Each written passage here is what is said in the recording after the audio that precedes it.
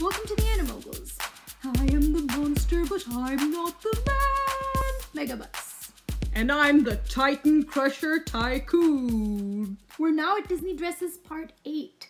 If you've been with us since Part 1 and you've made it this far, get yourself a bag of chips to enjoy this episode with, because you've earned it. If this is your first time watching the Disney Dresses series, come on in. On today's episode, we're going to be talking about Esmeralda and Megara's sense of style. Okay, so let's start with the Gypsy Esmeralda. For me, Esmeralda's kind of like Ariel. She can pull off any color you throw at her. Yeah, her purple and white outfit was great. She had this layered skirt and all these bangles. The whole look was so dramatic and flamboyant. I especially love her off-the-shoulder shirt with the big peasant sleeves. It was a bold choice on Esme's part. I don't think any of the younger Disney princesses would have dared to wear it. But Esmeralda's older and more confident in herself, so she's willing to take some risks. Definitely. I mean, Esmeralda's a nonconformist. She doesn't follow the rules, she makes her own, in life and in fashion. So wearing something edgy and daring, that's just how she rolls. And let's not forget, Esmeralda's from Paris, also known as the fashion capital of the world. If Esmeralda won't push the boundaries of Disney fashion, who will? And Esmeralda gets to wear that vampy red that you've been looking for, Tycoon. Finally! I'm happy to see that. Esme's a rare breed because she's the only one who the animators thought was bold enough, aside from Jasmine, to pull it off. There's also Elena of Avalor now.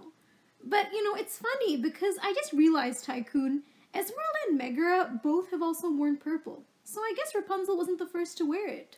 Yeah, and it seems like they only bring out the red dresses for seduction purposes, because both Esmeralda and Jasmine were wearing red when they seduced Frollo and Jafar. How about Esmeralda's third dress, though?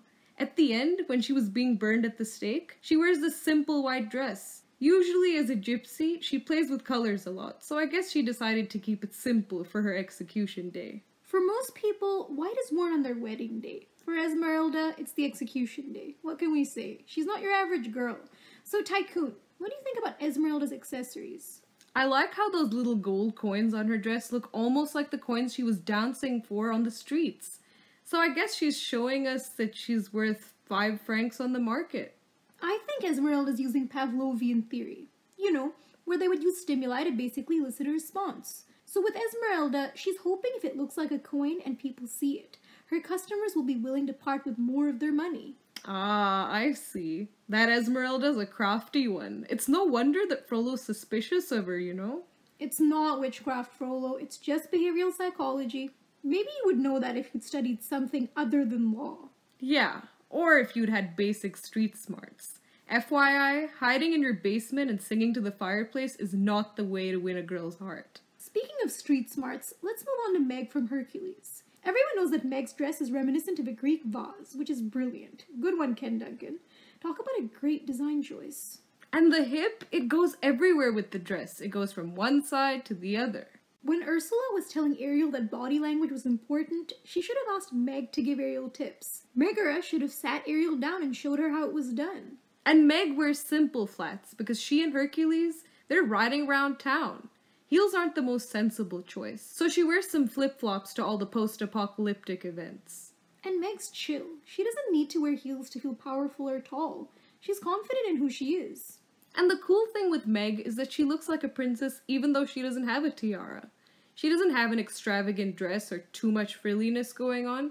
She just exudes an elegant confidence. She's the opposite of Esmeralda, who's got the bangles, the earrings, the tiaras. Esmeralda's got a lot of bling. You can see that she puts all that money that she dances for to good use when she goes shopping for all these little trinkets. But Megara's not into these decorative things. Megara's just got her simple headband and she's good to go.